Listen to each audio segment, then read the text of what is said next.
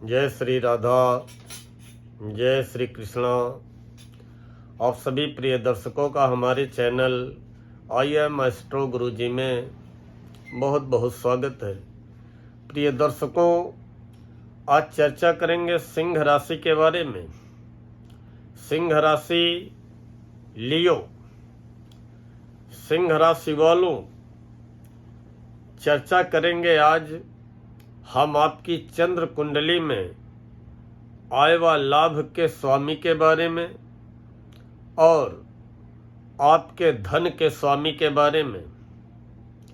जब आमदनी होती है, इनकम होती है, तो आर्थिक स्थिति ऑटोमेटिक स्ट्रांग होने लगती है और जब इनकम प्रभावित होती है तो रोजमर्रा के खर्चे ही पूरे हो जाएं, यही बहुत बड़ी बात होती है।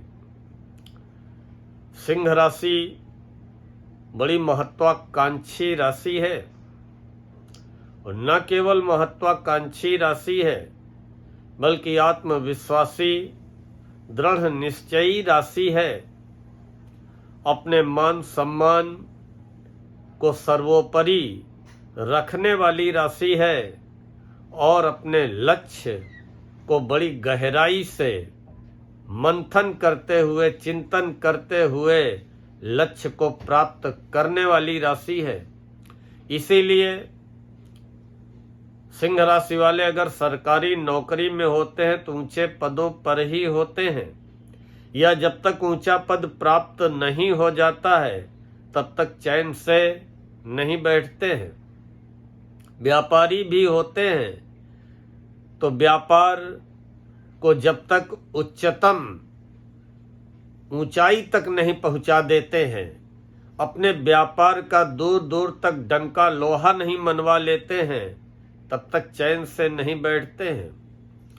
हाँ, कभी कभी जब ग्रह स्थितियां अनुकूल नहीं होती हैं तो सिंह राशि के जो भी हमारे दर्शक ये वीडियो देख रहे हैं, मैं बताना चाहूँगा कि उस समय इनके मन और धैर्य की बड़ी अच्छी परीक्षा भी ली जाती है, लेकिन हर परीक्षा को पास करके आगे बढ़ने वाली राशि सिंह है।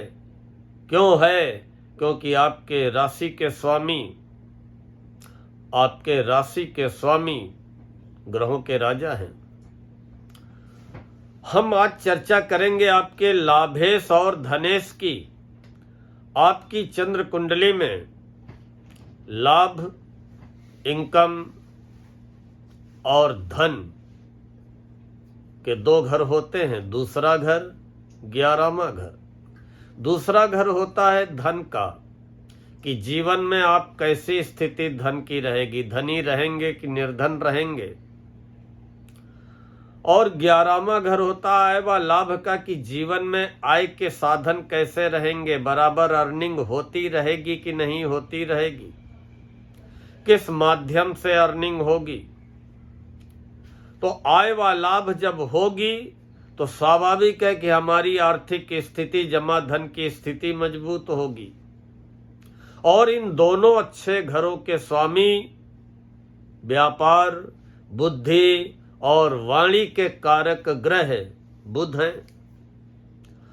और वही बुध कल 15 सितंबर को सुबह 11:10 पर जब राशि परिवर्तन किया और राशि परिवर्तन करके आपकी सिंह राशि से निकल करके कन्या राशि में प्रवेश किया, वैसे ही आपके लिए एक बेस बना, एक आधार बना आय व लाभ में वृद्धि के लिए, जमा धन में वृद्धि के लिए।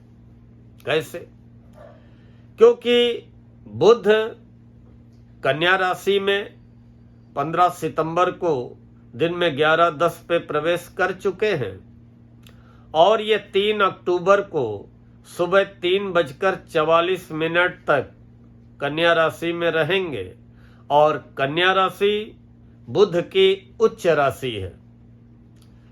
जब कोई ग्रह अपनी उच्च राशि में होता है तो अपने उच्च फल भी प्रदान करता है।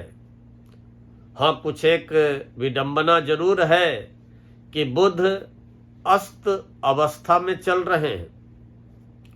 जब कोई ग्रह अस्त हो जाता है तो फिर उसके जो प्रभाव होते हैं वो कम हो जाते हैं। अस्त ग्रह के प्रभाव चाहे अच्छे हो चाहे बुरे हो, वो कम हो जाते हैं। तो वास्तव में आपको अपने लाभेश और धनेश का जो शुभ परिणाम मिलना चाहिए वो तो नहीं पूरी तरह मिलेगा, लेकिन कुछ ना कुछ जरूर मिलेगा। क्या मिलेगा कि अब आपके धन भाव के स्वामी धन भाव में अपनी उच्च राशि कन्या में होंगे। निश्चित ही न केवल आपके आय व लाभ में वृद्धि करेंगे, बल्कि आय व लाभ के कुछ नए रास्ते भी बनाएंगे।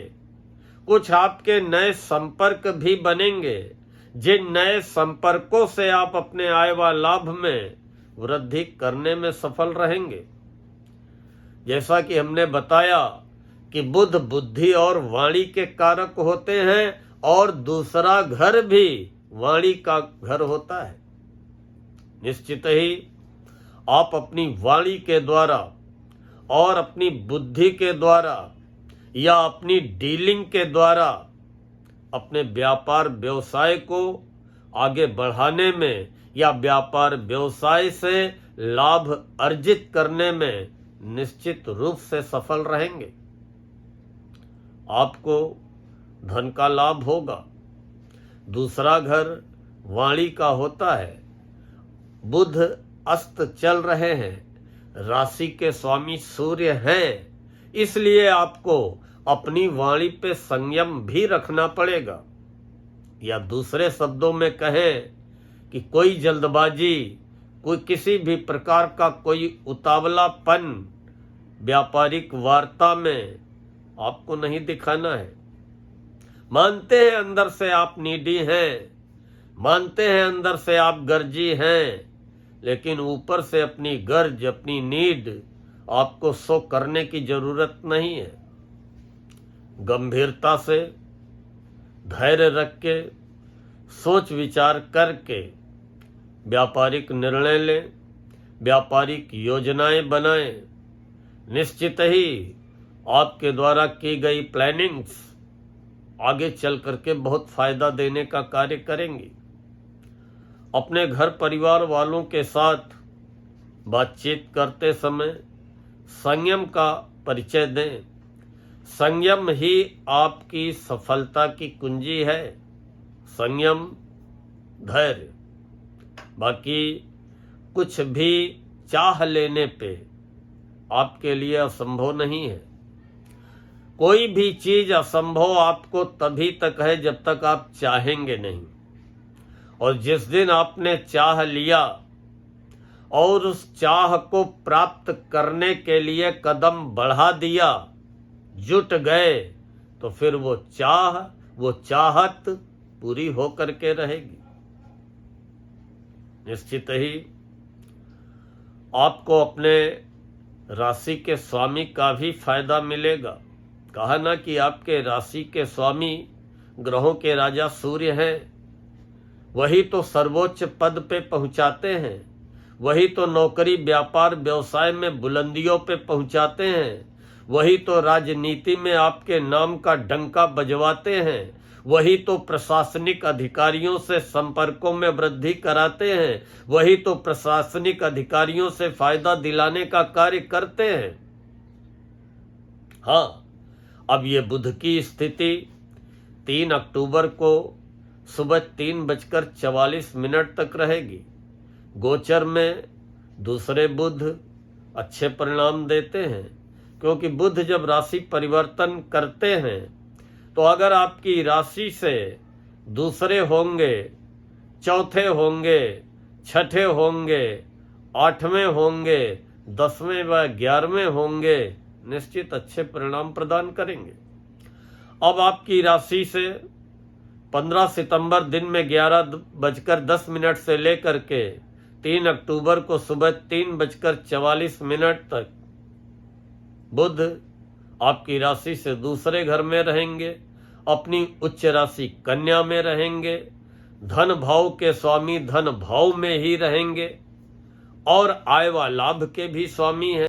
तो निश्चित ही अगर आपने जल्दबाजी न दिखाई और धैर्य से अपनी योजनाओं पे अमल किया तो न केवल आपके आय व लाभ में वृद्धि होगी बल्कि आपकी आर्थिक स्थिति भी मजबूत होगी, आर्थिक स्थिति में भी सुधार आएगा, कुटुंब परिवार का भी सुख मिलेगा। अपनी वाणी के द्वारा, अपनी पर्सनैलिटी के द्वारा सामने वाले को आकर्षित करने में, प्रभावित करने में और सामने वाले के ऊपर अपने व्यक्तित्व की छाप छोड़ने में सफल रहेंगे। वैसे तो बुध ग्रह 30 सितंबर की रात में 12:41 पे उदित हो जाएंगे, बुध का उदय हो जाएगा, लेकिन फिर भी आप अपने व्यापार में योजनाएं बनाइए, नौकरी में आगे बढ़ने के प्रयास करिए या नौकरी पाने के लिए प्रयत्नशील हैं तो अपनी बुद्धि का सही उपयोग करते हुए जुट जाइए, निश्चित ही आपको सफलता मिल करके रहेगी। इन्हीं शब्दों के साथ आज मैं अपनी वाणी को यहीं पर विराम देता हूँ। जय श्री राधा, जय श्री कृष्ण।